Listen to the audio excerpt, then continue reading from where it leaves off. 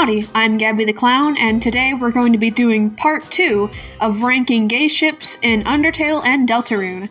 If there's any ships missing from this video, then I probably already talked about it in part 1, but if you watched both videos and I still missed your favorite, I'm very sorry. And feel free to comment it, and I will tell you where I would put it on the tier list. Obviously spoilers for Undertale and every single chapter of Deltarune. I'm not going to be holding back, I'm just going to be yapping away. So yeah, if you don't want any spoilers, I would recommend not watching this video yet. Watch some gameplay or play the games before you watch this video. I also won't be fully explaining all the lore. I'm mostly just going to be talking about the ships. I might go off on tangents, but yeah, for the most part, it's just the two characters in the ship. And yeah, let's just get right into it. First one that I have here is Spamton and Jevil. So, starting off with an opinion. I never really got interested in Jevil. I think his music is really good. Circus and World Revolving are two of my favorite tracks in the whole game. And his fight's kind of fun. I just didn't really latch on to him the way that most of the fandom did with him. He just doesn't really interest me. At least compared to Spamton, who a top tier character for me. I think if Jevil had gotten the same amount of screen time as Spamton, or had at least something super interesting about him other than just being a little chaos gremlin with awesome music. But as is, I don't really care about Jevil. I don't hate him, I don't dislike him, I just never really got into him. So yeah, with him and Spamton, it's okay. I have no thoughts on it at all, because I have no thoughts on Jevil as a character at all. I like Spamton. Jevil exists, I guess. I'm sorry. Yeah,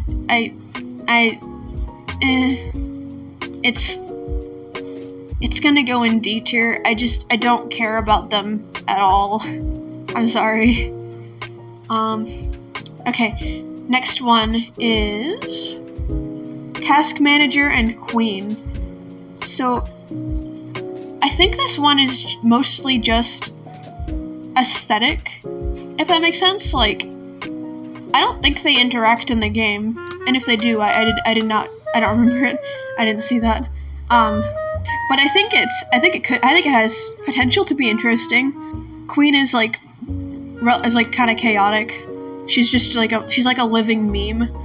And then Task Manager would be trying to wrangle her in, I guess.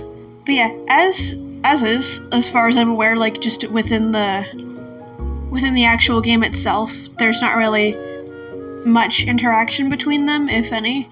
For the most part, from what I can tell, this ship is mostly just two hot women being hot together, which is valid, but there's not really much there for me to dig my teeth into. I think they could be interesting, but there's nothing there canonically, at least from my memory. Correct me if I'm wrong. Genuinely, I'm interested. I'm gonna put it in C tier. I think it could be interesting, but there's just not enough for me to really get into. Alright, next up is Spamton and Tenna. Oh boy. Okay, first of all, I'm pretty sure they're canonically exes, or at least they definitely had some kind of relationship that went downhill at some point. Spamton in chapter 2 has a dialogue. Don't trust what you see on TV. The man's a crook, I tell ya. And then in chapter 3, when you meet Tenna, there's he'll mention something about a little email man or whatever And, like, Spamton's a little email man. Like, he's literally spam. So, like, they definitely, like, knew each other, at some point. And there's, like, a little secret thing where, like, if you've beaten Spamton and you have, his little armor thing that you get from beating him, and you go into, like, a specific room, you can, like, see an interaction between Spamton and Tenna. If I remember right.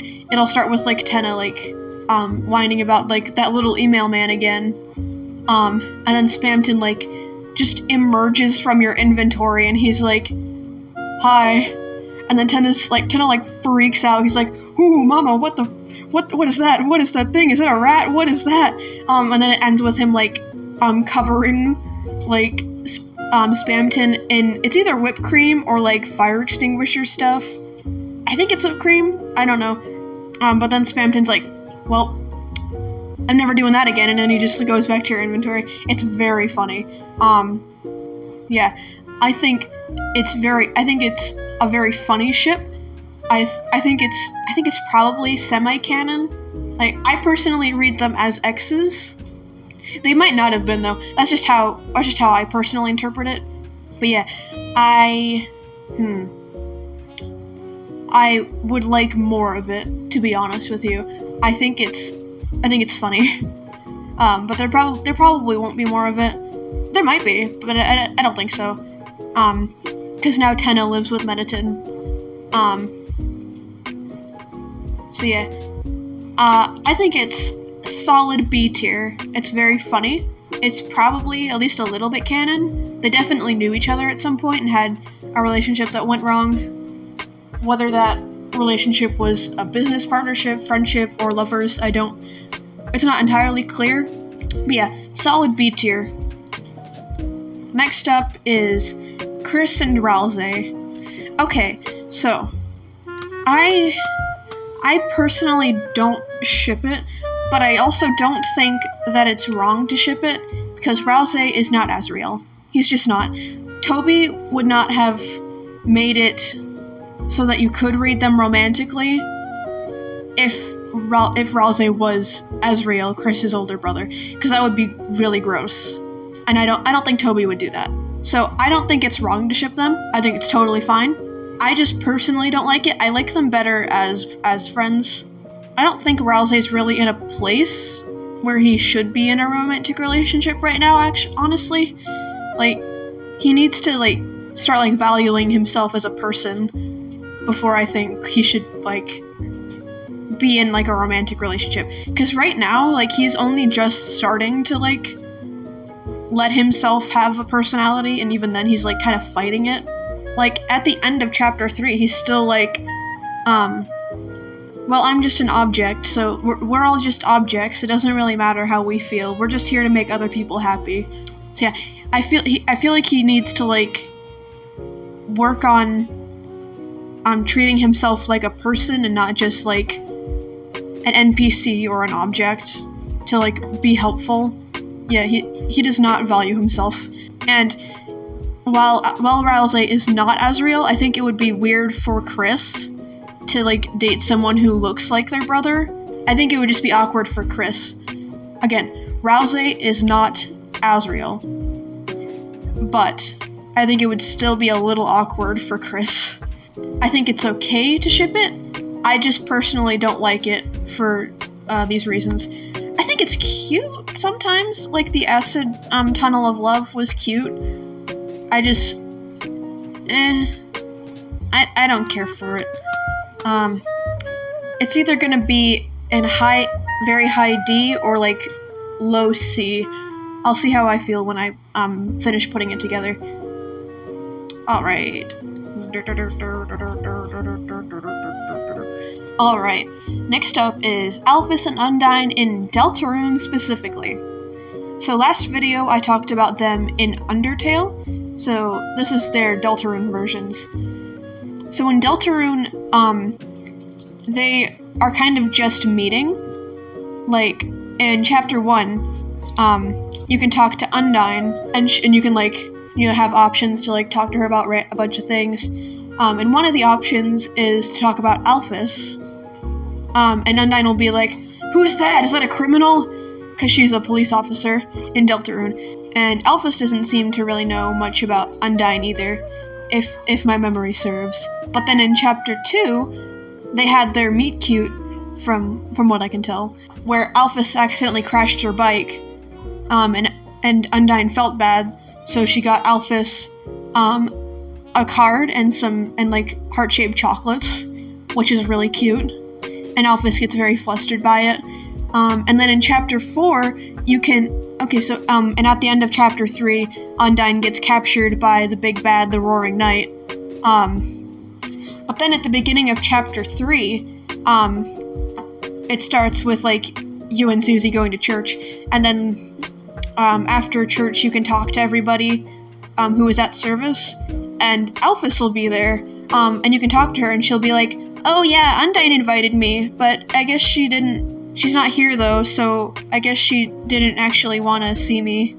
And it's really sad, because, like, Undyne did want to see you, she just got kidnapped, but you can't really say that, because, like, nobody else knows about the fantasy worlds and stuff.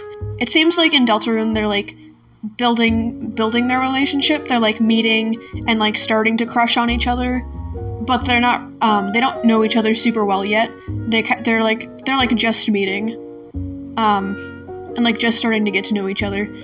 And obviously there's potential, because, like, we know that there's potential, because in Undertale, and they have roughly the same personalities, just minus some trauma, because, you know, like, they're not trapped underground, and Alphys didn't accidentally create a bunch of zombies. At least as far as I know. She could have. But yeah, I think it's very cute. I like seeing them, their relationship start to develop. I think it's really cute that Undyne invited her to church to, like, hang out and stuff. I think that's very sweet. But yeah, we don't know for sure if they're gonna end up hooking up again. I feel like it's pretty likely. I'd be surprised if they didn't. But anything's possible, honestly. So I'm gonna put this version in A, but slightly lower than, like, the original version, because it's very, very cute, but there's a little less content. Next up, we have Sham and Jevil. So, as I said earlier, I don't really care about Jevil, but I love Sham. He is one of my favorite designs in Undertale or Deltarune, honestly. He's, like, one of my favorite character designs. He's so cool. If there was a movie, he would be voiced by Keith David. You can't tell me that this character would not be voiced by Keith David. Like, anyway, yeah, I love Sham very much. He's so cool, and he's Halloween, and he can sell you a spooky sword, which is just like a Halloween pencil, and he, like, I like the song that plays in his shop, and he's just so cool, dude. Anyway, to the ship. I'm pretty sure it's canon, or at least semi-canon. At least, like, it's like a Spamton and Tennis situation where, like, they definitely had a relationship of some kind that went sour. So there's... It's tough, because I genuinely don't care about Jevil at all. So I'm trying to see the vision. Like, I see the vision, right? I'm just struggling to care about it. I like it a little more than Spamton and Jevil, because at least there's, like, evidence. And, like, Jevil... I don't think Jevil mentions Sham, but Sham talks about Jevil a lot. You actually get, like, the last thing you need to unlock Jevil's secret boss room, from Sham, after you get, like, the other two parts of the key to unlock Jevil's room. Sham will be like, well, I'll be damned. Guess you can have the other key now. Wow, that's crazy. And he like, kind of, like, gives you, like, some Jevil lore, like, he went crazy and like plunged the kingdom into chaos and stuff until the king locked him away. Such is the way with secret bosses. They go crazy, presumably because of the night or some other thing. They become like disillusioned to reality, and then they go cuckoo. So it is an opposites attract dynamic, which I like. It's like little chaos gremlin and tired, like chill old guy. And that's a dynamic that I kind of enjoy. I'm just so indifferent to Jevil that it makes it hard for me to be passionate about any ship involving him. But I'm not as indifferent to it as I am with Spamton and Jevil. So it's not gonna go in D, but it is gonna be low C. Alright, next up. Ooh, Mettaton and Tenna. Okay, I'm pretty sure this is gonna be canon at some point, like, or at least to like a degree. Like, okay, so in Deltarune, Mettaton is still a ghost. As far as we know, anyway. Yeah, Mettaton is still a ghost, and he doesn't think very highly of himself, which is basically the opposite of how he is in Undertale, where he's like, yes, darling, I'm the celebrity, yes. I'm humanity's #1 savior. We don't know a ton about Mettaton in Deltarune, but it's a match made in heaven, guys. It's someone who wants to be famous and TV who also wants to be famous again. Like, dude, it'd be so cute. It'd be so cute, like, with Undertale Mettaton too. Like, it's literally a celebrity and TV. Like, Mettaton loves TV. He loves being famous, and Tenna loves being famous, and he loves being a TV. Like, I think they'd be so cute. I love this. I know I clowned on Papyrus and Mettaton for not actually like, interacting, but I'm gonna be a hypocrite here. I don't care that they haven't interacted yet, because I can picture how their interactions would go so clearly. And I think their personalities would like...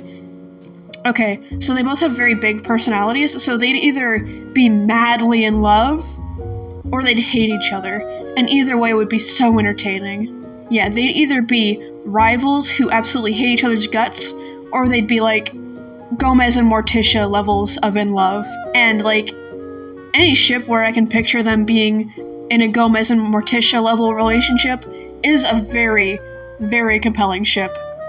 So, yeah, I like the potential. Also, Mettaton in Undertale is basically just Tenna, but like slightly different. Like he's like, Mettaton's like the prototype of Tenna, which is just kind of cool to see on like a meta level, like playing through chapter 3 and realizing, oh, this is like Mettaton. That's so cool. Yeah, it's just been really cool seeing, like in general, seeing how like Undertale was like a test run for Deltarune. Like we already knew that because I'm pretty sure Toby said that, but like it's just really cool seeing it. You know, like this is slightly unrelated to like shipping stuff. Well, it's completely unrelated to shipping stuff, but it is related to like Deltarune being what Undertale was meant to be. Like Gerson, Gerson's like, dude. When we fought Gerson and it was like Undyne's spears, I freaked out, dude. It was so cool. Oh my gosh. And like and just like seeing how they're like connected but not actually connected. You know what I mean? Like this is a good example. Like with King and Asgore's like parallels, like when you meet Asgore, he's been hyped up to be like a monster. Well, like a metaphorical monster, not a literal monster, because they're all literal monsters. But anyway, like he's been hyped up to be like, he's like simultaneously been hyped up to be like this child murdering, ruthless leader, while also like other people, like, sometimes will say, like say stuff like, oh, he's actually just a big softie, don't worry about it. But the first time he's mentioned is by Toriel, who's like, hey, you're gonna get killed if you go out there. This guy's gonna kill you. And then when you meet him, he's just a big soft guy. He's just a big Santa Claus type guy, and he really doesn't want to fight. And he's just tired of it all. And, like, he literally, like, takes away your ability to spare him because he wants you to kill him. He doesn't want to win this fight. He's just tired, and he's done. And then, like, but then in Deltarune Chapter 1, King has, like, been hyped up similarly. Like, oh, he's, like, super dangerous, guys. He's so dangerous. And then you fight him, and then, like, at the end of the fight, he's like, look, I don't want to fight anymore. I'm tired, guys. Can we try to find a peaceful way to solve this? I'm really tired, guys. I don't want to fight anymore. And you're, like, thinking, like, oh, this is like Asgore. He's, like, a reluctant ruler. He's just trying to protect his people. So then you spare him, and then he kills you. Or, like, tries to. And it's so cool. Anyway, I'm so sorry. I got very sidetracked. But yeah, it's like parallels, it's like poetry, it rhymes. Anyway, Mettaton and Tenna are A tier. I love them. I really hope that we get to see them actually interact someday, cause, like, the potential is just, mwah, chef's kiss. It'd be so fun. If they hate each other, it'll be fun, and if they love each other, it'll be fun. I cannot imagine them being neutral towards each other. It's gonna be interesting either way. Alright, next ship is... This is one of my favorites. Asgore and Rudy. I love them so much, dude. They're so... Oh my gosh. So, it's another one of those instances. Wow. It's another one of those instances where we haven't seen them interact one-on-one, but they talk about each other. Like, especially, like, Rudy talks about Asgore. Like, when you first visit him, like, like, he'll ask you, like, hey, why are you visiting? Did your mom make you visit? And, like, if you say yes, he'll be like, yeah, your mom's a peach. And then, like, he'll say, like, oh, and then he'll say, like, oh, your dad, oh, he's a real fruit, too. And it's like, you're just, I think I think it's in chapter 2, I don't fully remember, but in one of the chapters, you can interact with the flowers by Rudy's bedside, and he'll be like, man, why does your dad keep bringing me flowers? Like, this isn't Beauty and the Beast. It's not gonna work, man, we're both beasts. Like, oh, and he's like, if you want to ask me to prom, just ask me, haha. Oh, and, okay, so this is technically Undertale. Okay, so the thing I'm about to mention is technically from Undertale, but I don't care, because it helps, because it's really cute. So I found out only recently about the alarm clock dialogue.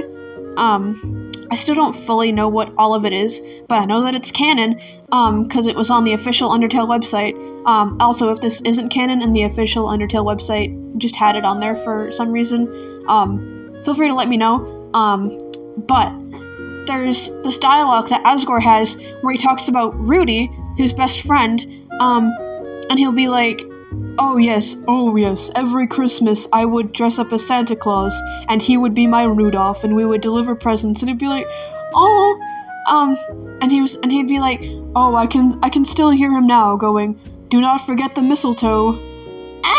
Like, I love them so much. I love them so much. It probably won't be canon, because Asgore is still kind of in love with, Toriel, and Rudy is, as far as I know, he's still married to Carol, but I don't care, man, it's so cute. In fanfiction land, anything can be real, and in my brain, they're real. Bisexual Rudy is real to me, okay, guys? I just love Rudy in general, too, and I love Asgore. I know he's cringe, I know he's not great. I still like him. I like Asgore a lot. I feel bad for him. I love Asgore, I love Rudy, and I love them together, and I think that they should kiss, because it would make me very happy. But yeah, they're S tier in my heart. I love them so much. They're so cute. I need to see them interact canonically, because the way they talk about each other is so cute. I need to see it. Please, Toby Fox, please. But anyway, S tier, Old Man Yowie S tier. It's like, I think I like posted this a while ago, like on my Blue Sky or something. I said it somewhere, but it's like, toxic Old Man Yowie this and toxic Old Man Yowie that. What about soft Old Man Yowie? What about wholesome Old Man Yowie? Give me more of this. Inject whatever this is, inject it straight into my veins, please. It's so cute. Anyway, okay, I have to move on. There's 3 more to go. Okay. Ooh, this one's kind of iconic, honestly. It's Royal Guard 1 and Royal Guard 2. They're in Deltarune too, but I don't know what they're called there. I don't know if they're still called the Royal Guards, but it doesn't really matter. I don't know if they have other names than that. It'll be confusing to talk about them having to switch between 01 and 02.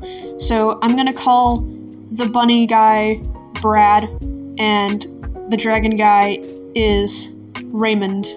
Okay, so Brad and Raymond, right?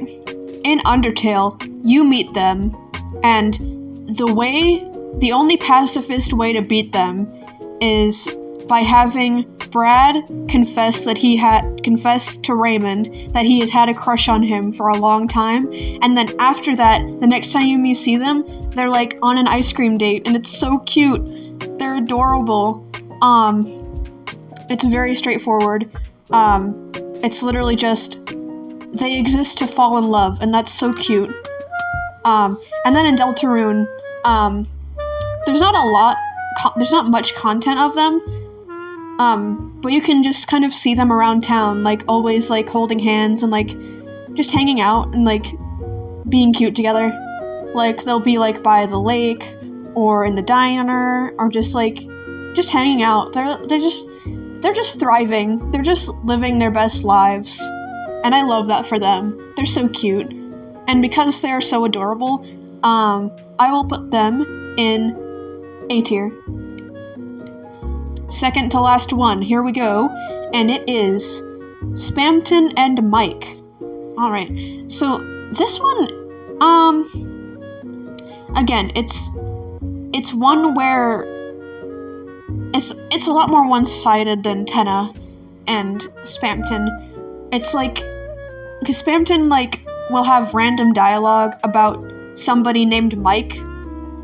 Like, Mike, are you watching? Or like, Mike, are you there? Like, he'll like he just keeps like mentioning some random person named Mike. And I don't know if it was like meant to just be like a joke, like a little gag, like he just like randomly screams at someone who isn't there, or like if it was intended to like set up some other big lore thing. But in chapter 4,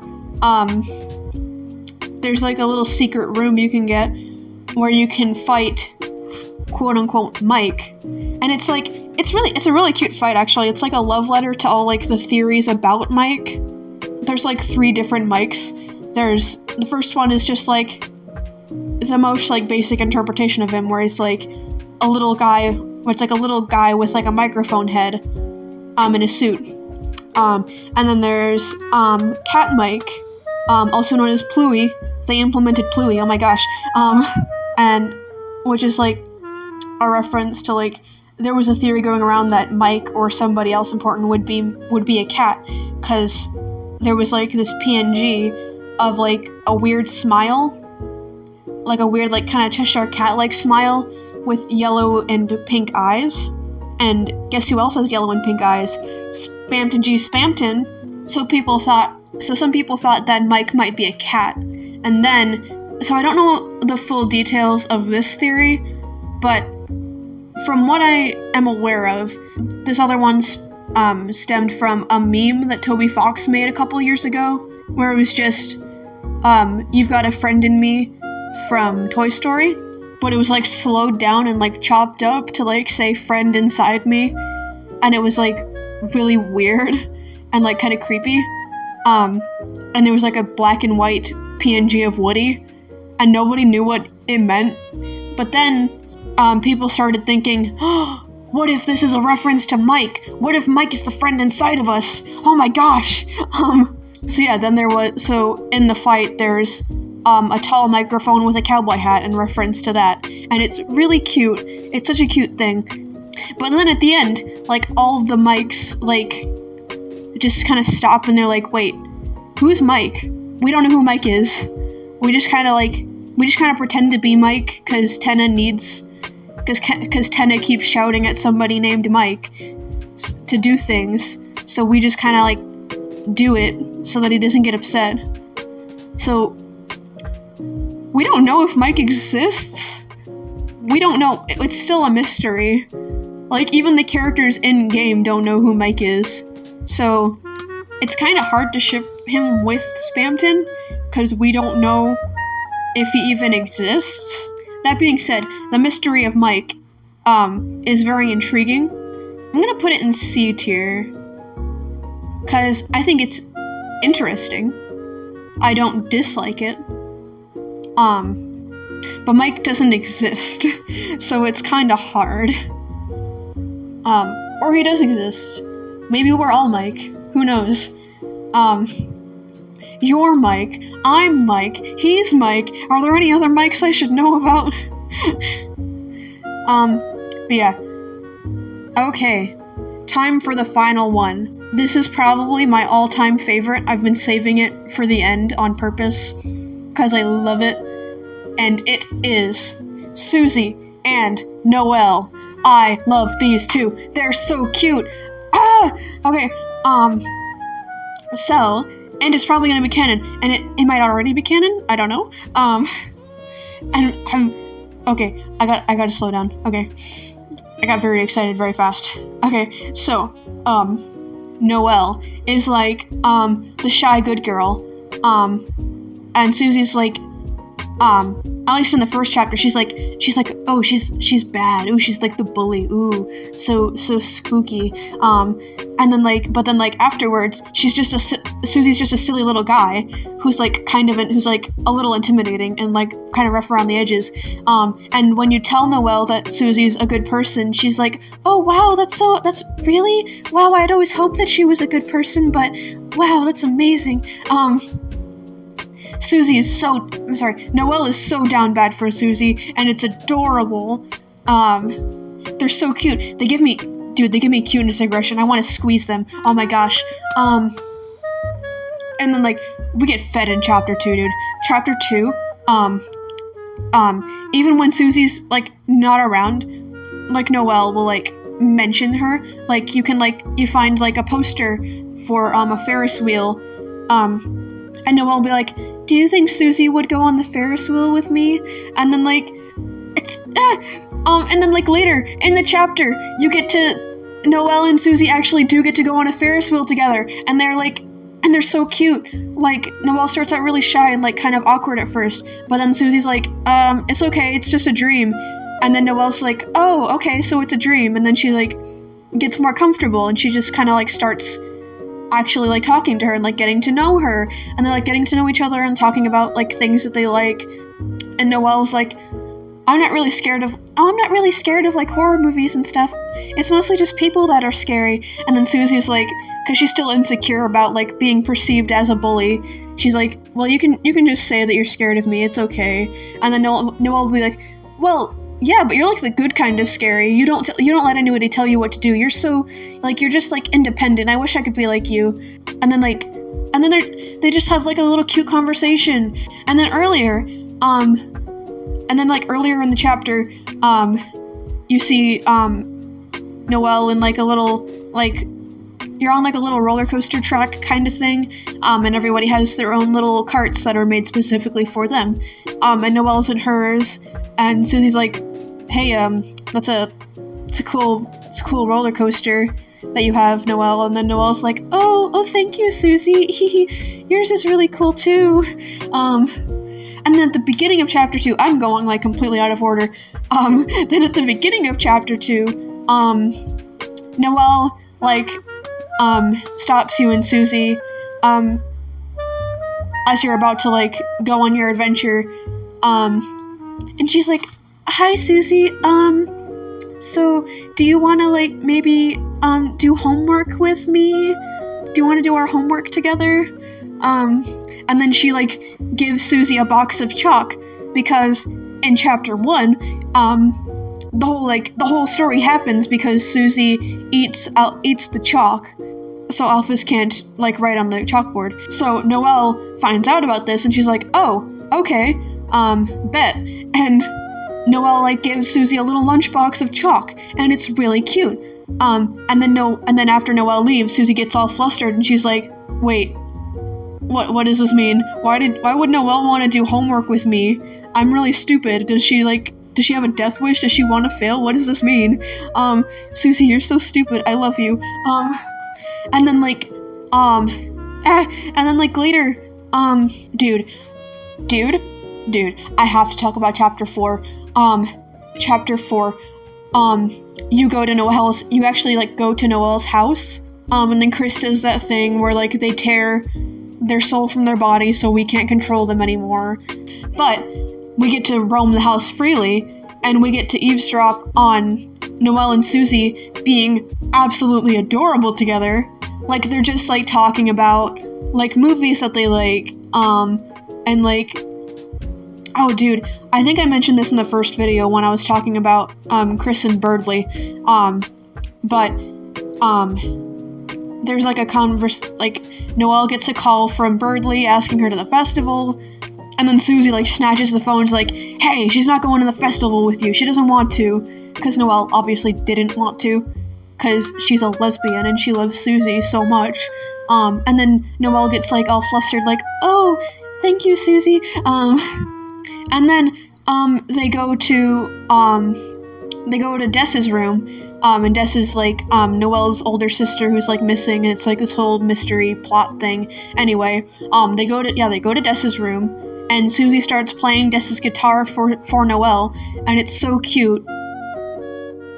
But then Noelle's like evil Karen mother like comes home, and she like snatches the guitar from Susie's hands and like is like, "Everybody get out of my house." And Susie's like, "Hey," Susie like at first like tries to be like nice, like, "Hey, I'm sorry for like causing a problem. Hey ma'am, I'm sorry for causing a problem. But please don't be mad at Noelle. She didn't do anything wrong." But then Carol, the mom, is like, "I don't care about you. Get out of my house. You're never allowed to see my daughter again." And then Susie's like, "You can't tell Noelle what to do. Guess what? I'm taking her to the festival." And then she leaves. And then Noelle like blushes and gets all like shy. And it's so cute.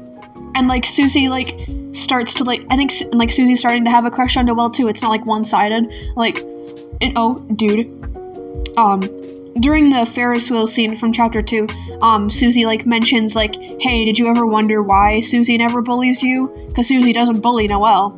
And Noelle's like, "Yeah, all the time. I wonder so much." And then Susie's like, "Well, when I first came to this town, you were like really nice to me, and when I forgot my pencil, you gave me one of yours. It was like a little candy cane pencil. And even though it wasn't like actually like candy, I still really appreciated it.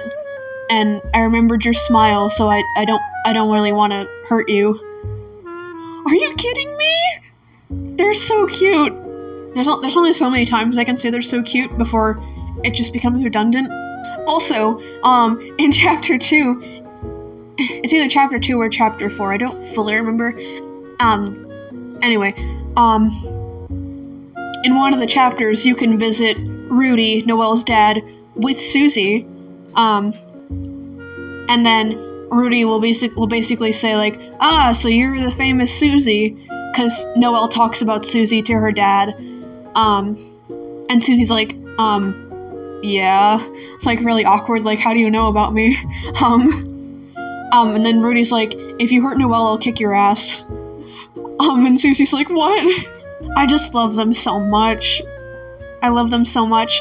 This is the only ship where if it doesn't end up being canon, I'll be very sad. I'll be so sad. They're my favorite ever. I think they're probably my favorite ship from like any media, not just Undertale and Deltarune. I think they're just my favorite ship in general. I love them so much. They're so cute. But yeah, obviously they're S tier. Like, come on. I talked for like, I don't know how long I was talking for. Probably the longest of any of these anyway. But yeah, S tier, top of S tier.